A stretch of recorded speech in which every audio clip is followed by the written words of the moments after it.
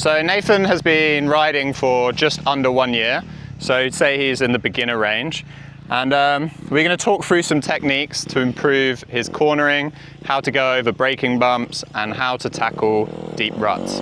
Okay, Nathan, so today we're going to tackle rutty corners.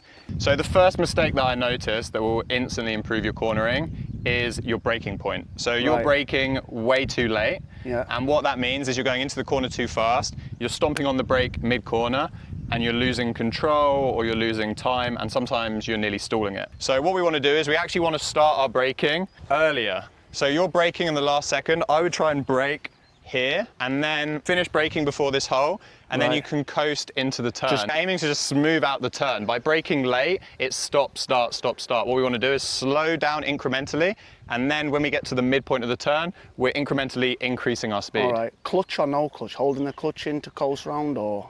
So when you're braking, you try not to use too much clutch, so the engine brake will work.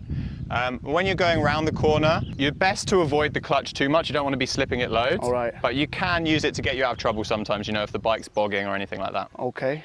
So I'll just put a cone down, Nathan, where I want you to start your braking. Okay. Which is about here. And I'm going to put a second cone out to signify where I want you to be finished braking. Okay. So we could finish braking before this, but I want you to be off the brakes here. Completely. Coasting, yeah. So when you hit this hole, you're kind of carrying a tiny bit of speed. Okay. But you're not going too fast and then stomping on the brake after, because that's where you're losing control. Just so you have a clear idea of what I mean by braking early, standing late into the turn, and taking the correct line choice, I'm just going to do a little demonstration, and hopefully you can see exactly what I mean.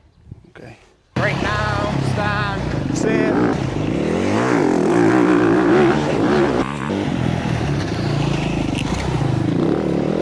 How did you find the corner?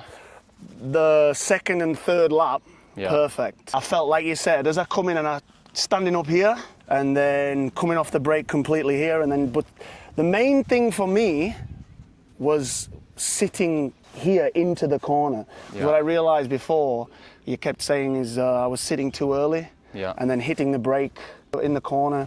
Because when that second and third time there, I felt just as I cornered, I just had so much like free speed, just a whoop straight over the ruts, whatever they're called, Bumps. the bumps. So yeah, like you said, standing up late into the turn makes a huge difference. Every time you were going into that hole, you were unsettling the bike, and then it was ruining your corner speed.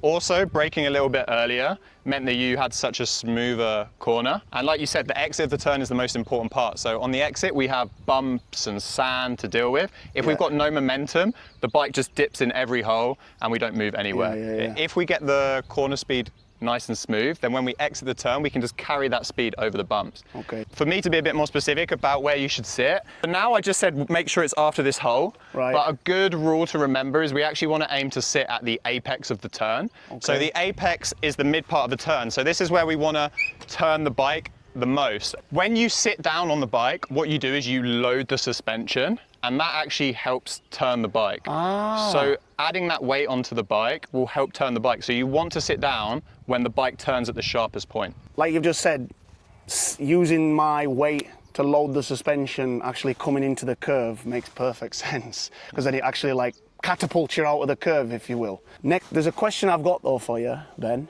Like this curve here has two ruts. So there's one on the inside, one on the outside.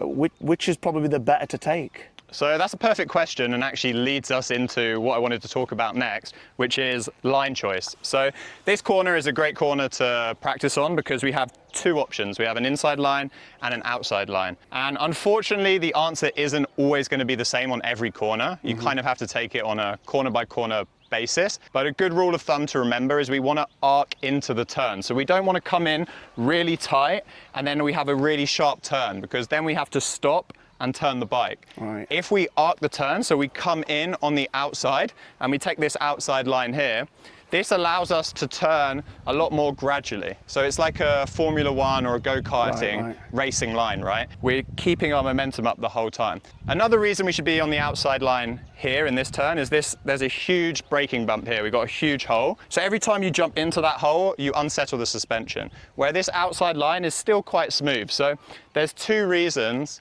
in this corner in particular why we want to take this outside line. So how was trying the new outside line? Did it help? Really good.